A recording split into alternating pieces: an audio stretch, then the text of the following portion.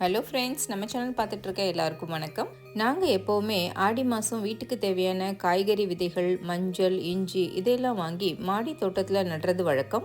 அதே மாதிரி இந்த தடவையும் பொங்கலுக்கு நம்ம வீட்லேயே அறுவடை பண்ணிக்கலாம் அப்படின்னு கொஞ்சம் மஞ்சளையும் கொஞ்சம் மாங்காய் இஞ்சி விதைகளையும் வாங்கி நம்ம மாடி தோட்டத்தில் ரெடி பண்ணி வச்சுருக்க ஒரு 7-8 தொட்டிகளில் நட்டு வச்சுருந்தோம். இதை ஒரு தனி வீடியோவாக நம்ம சேனலில் போஸ்ட் பண்ணியிருந்தேன்.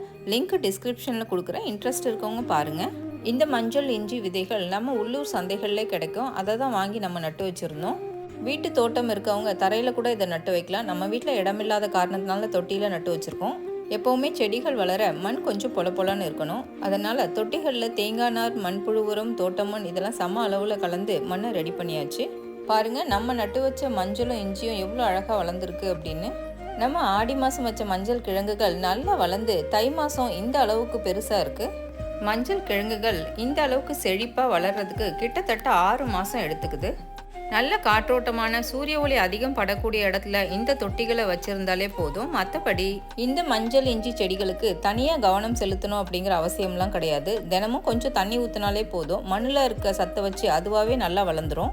தைப்பொங்கலுக்கு நம்ம வீட்டிலேயே விளைஞ்ச மஞ்சளையும் இஞ்சியையும் வச்சு சூரியனுக்கு வழிபடலாம் அப்படின்னு சொல்லிட்டு எல்லாத்தையும் பறித்து எடுத்தாச்சு. பாருங்கள், தொட்டியில் இருக்க செடியிலேருந்து அந்த கிழங்கை விட அதோடைய வேர்கள் தான் தொட்டி முழுசாக பரவி கிடக்கு.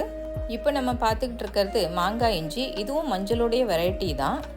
இதனுடைய இலைகளும் மஞ்சள் செடியோட இலைகள் மாதிரி தான் இருக்குது. ஆனால் கிழங்கு மட்டும் வெள்ளை நிறத்தில் இருக்குது. வாசனை கூட மாங்காவுடைய வாசனை வருது. அதனால தான் இது பேர் மாங்காய் இஞ்சி அப்படின்னு சொல்கிறாங்க. இந்த மாங்காய் இஞ்சியில் ஊறுகாய் செஞ்சால் அவ்வளோ சூப்பராக வாசனையாக நல்லா டேஸ்ட்டாக இருக்கும். நம்மளும் இதை அறுவடை பண்ணிவிட்டு மாங்காய் இஞ்சி ஊறுகாயை ட்ரை பண்ணி பார்ப்போம்.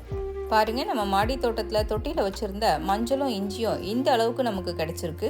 மொத்தமாகவே நம்ம மஞ்சளையும் இஞ்சியும் சேர்த்து ஒரு 7-8 கிழங்குகள் தான் வாங்கி நட்டு வச்சுருந்தோம். ஆனால் இந்த அளவுக்கு அதிகமாக மஞ்சளும் இஞ்சியும் நமக்கு கிடச்சிருக்கிறது ஒரு பெரிய சந்தோஷம்தான். நட்டு வச்சுருந்த மஞ்சள் செடிகளில் ஒரு செடியில் மட்டும் மஞ்சள் பூ பூத்திருந்தது. இதை ஒரு ஷார்ட்ஸாக கூட நம்ம சேனலில் போட்டிருக்கோம். அந்த பூ பூத்திருந்த செடியில் மட்டும் மஞ்சள் கிழங்குகள் அதிக அளவு இருக்கிறத பார்க்க முடியுது. பொங்கலுக்கு சூரியனுக்கு படைக்க தேவையான மஞ்சளையும் இஞ்சியும் எடுத்து வச்சுட்டு மீதி இருக்கிறத சுத்தம் பண்ணி வச்சாச்சு. பாருங்கள் எவ்வளோ ஃப்ரெஷ்ஷாக இருக்குன்னு.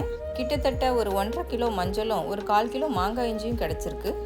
இந்த மஞ்சளை நல்லா கழுவி ஆவியில் வேக வச்சு பொடியாக நறுக்கி வெயிலில் காய வச்சு மில்லில் கொடுத்து அரைச்சோம்னா நம்ம உடம்புக்கு நோய் எதிர்ப்பு சக்தி கொடுக்கக்கூடிய குர்குமின் நிறைந்த சுத்தமான மஞ்சள் தூள் நம்ம வீட்டுக்கு கிடைச்சிடும். கடையில் செயற்கையான நிறம் சேர்த்த ரசாயனம் கலந்த மஞ்சள் தூளை வாங்கி பயன்படுத்துறதை விட வீட்டிலேயே விளைவிச்ச சுத்தமான இந்த மஞ்சளை பயன்படுத்துறது நம்ம உடல் ஆரோக்கியத்துக்கு ரொம்பவே நல்லது. இந்த மஞ்சளையும் இஞ்சியும் பொடியாக நறுக்கி வச்சிருக்கேன். மாங்காய் இஞ்சியை தோல் சீவிட்டு ஊறுகாய் அரைச்சிடலாம் அப்படின்னு.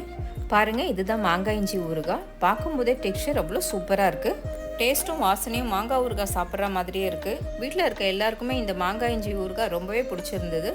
ஓகே ஃப்ரெண்ட்ஸ், இந்த வீடியோவில் எங்கள் வீட்டில் மஞ்சள் இஞ்சி அறுவடையை பற்றி பார்த்தோம். உங்களுக்கு இந்த வீடியோ பிடிச்சிருந்தா லைக் பண்ணுங்கள். யூஸ்ஃபுல்லாக இருந்தால் கமெண்ட்ஸில் சொல்லுங்கள். உங்கள் ஃப்ரெண்ட்ஸ் எல்லாருக்கும் ஷேர் பண்ணுங்கள். நம்ம சேனலை மறக்காமல் சப்ஸ்கிரைப் பண்ணிக்கோங்க. மீண்டும் அடுத்த ஒரு வீடியோவில் சந்திக்கலாம். நன்றி, வணக்கம்.